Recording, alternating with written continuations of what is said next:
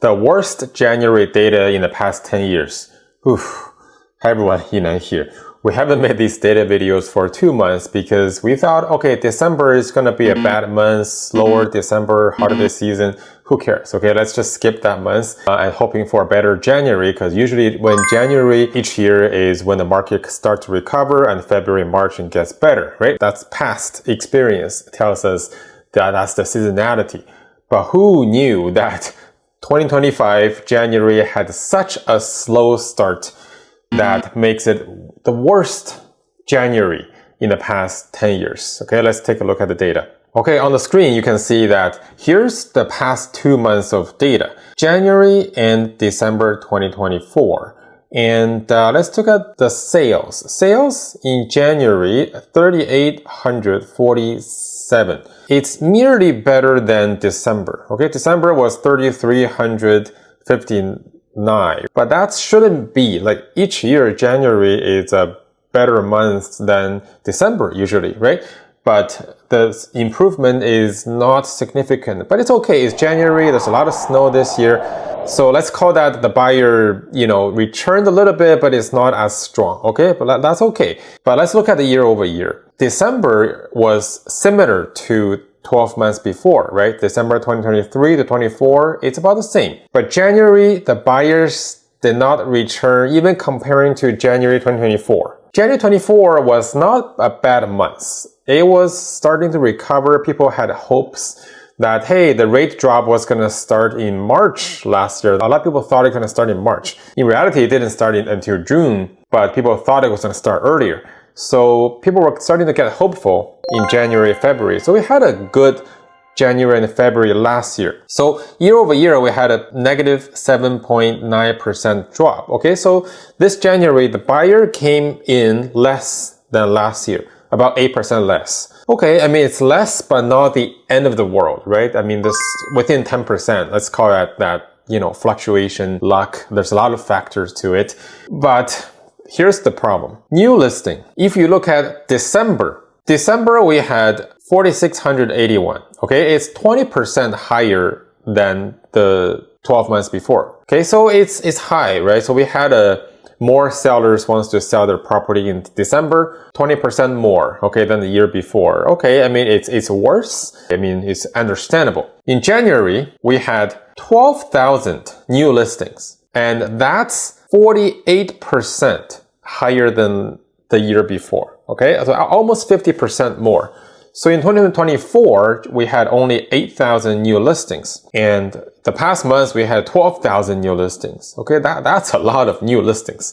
That shows like there's something going on besides just seasonality, right? There's a change in sellers' mentality. Okay, I mean, there's a lot of moving factors now, with the tariff, the trade wars, potential economic uncertainties, political uncertainties. It just puts that much more fear into the seller's mind that future is even more uncertain than how they felt last year, even though interest rate is lower now. Remember, last year, January, the interest rate has not even started dropping. It was at the peak of the interest rate. Now, today, we've already had 6 different rate cuts, right? Since June last year, we had 6 rate cuts, and our benchmark rate is merely 3% now, comparing to a lot higher than that last year. Even with that rate cut, people have even higher incentive to put their properties on the market. That shows you interest rate is not the only factor. It did not bring back a whole lot of buyers, but it did get a lot of sellers wants to sell their property.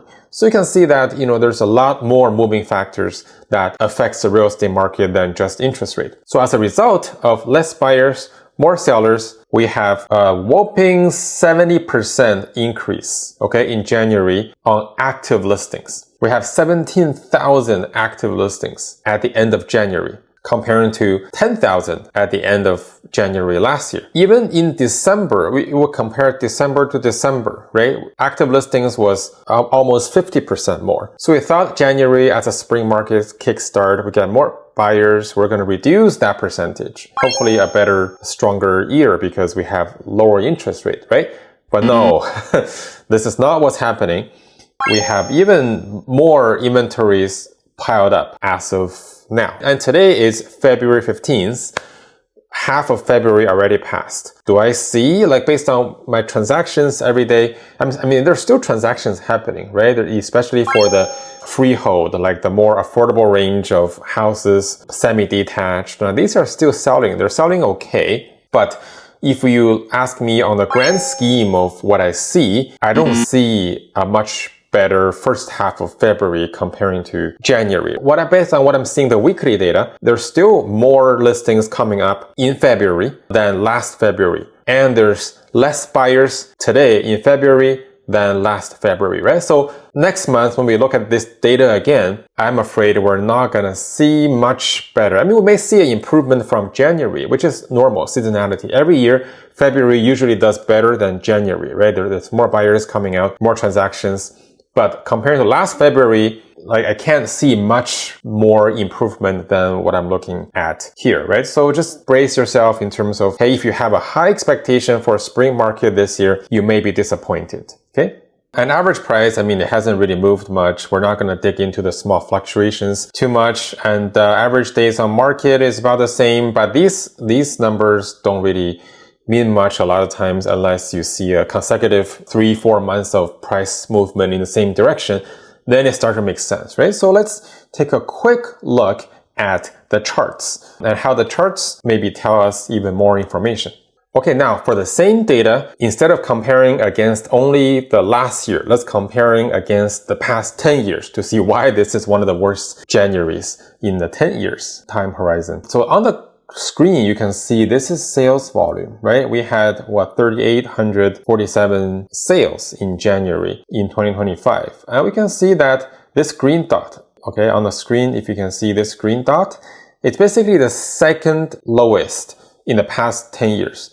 The lowest being January 2023. Okay, so 2 years ago, 3,100. That's even lower than today, right? Because that's when the rate hikes started happening in the second half of 2022. And then January 2023 was like very, very down, like very, very slow market, right? So that's when it had even less sales. But otherwise, we are one of the least number of buyers in the past 10 years. But you can see generally seasonality indicates that there's an upwards trend between January, February, and March, right? So we're going to have more buyers in February and March, just based on seasonality. And for those who are selling your properties, so don't get too discouraged because even though the data says, hey, January wasn't good, February doesn't look that much better, but we are going to have more buyers. So you may think, hey, we're going to have more sellers too, right? But when there's more buyers, as long as your property can stand out amongst all your competition, and there's absolute number more buyers, okay? So you still have a higher chance of selling your property. You just have to beat the competition. It just usually you have like, 2 competitors. Now you maybe have like 4 competitors, right? But that's okay. Just make sure your property, in terms of your pricing strategy, your preparation, your renovation, your staging, your cleanup, all of that, it's the top notch, right? Comparing to your competitors. So you can easily stand out and capture those end user buyers. Nowadays, end users is the key from selling properties. So you gotta appeal to end users. Investors are far lesser and, in between than previous years, right? There's less investors, but end users are still there. Make sure you prepare your property well to capture them. So back to the graph, and you can see that, okay, there's more buyers coming up, February, March. Okay, so we have some hope. Let's look at the sellers. Number of new listings. Right now, the 12,000 new listings is the highest of all the past 10 years, okay? You've never seen that much new listings in the past. In the past 10 years, the highest new listing was 2019 at 9,400 and 2021 at 9,400, right? That's the only 2 years even past 9,000. Now we have 12,392 new listings. So this is a level that we haven't seen before. We're reaching a new level of sellers putting their properties on the market. And likely, you can see based on seasonality, there's more and more sellers gonna show up, right? So just brace yourself for more competition if you're selling. And as buyers, you can anticipate, hey, you know what? I'm gonna see more options, okay? So Don't worry if you don't see anything. You're like, oh man, my neighborhood that I don't see any good options. Don't worry, there's more coming up. So in terms of active listings, you can see that the 17,000 active new listings is highest, right, in the past 10 years. There's no doubt about it.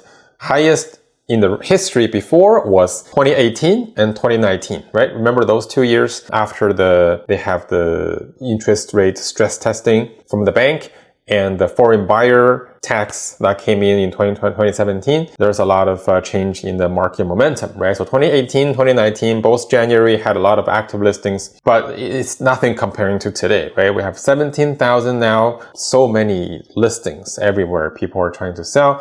And this is a kind of like a cumulative effect from the past while that there's less buyers, more sellers, and the active listing just accumulates, right? But it's still less than last year. If you look at last year, right? This is the second half of last year. We've had May last year, right? We had 21,000, 23,000, 23,000, 25,000, 24,500, right? You can see that for the majority of last year, we still had more active listings. It's just that we had more buyers as well, right? So the market, especially towards the October, November last year, we had 2 good months of more buyers, even though there's a lot of active listings, but because there's more buyers, you feel like the market is still moving. There's still transactions, right? The good listings are still getting sold. So that's what I mean, right? Keep an eye on the buyers. When there's more buyers come out, even when there's more competition, it's still a better market. You just got to capture those buyers, right? Capture their attention. So right now, 17,000 new listings. It's the highest in January, but not the highest ever, right? Compared to even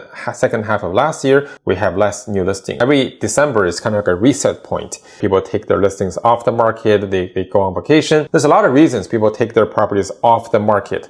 So it gives the market a breather room. And then in the spring, it starts to build up the active listings again, right? So every year there's a bit of seasonal behavior going on. So make sure you understand that. Okay, so that's all we want to cover today. And next video, we're going to talk about the condo market and the detached market or semi-detached, townhouse, different property types. So make sure you subscribe to this channel and until next time. Ciao.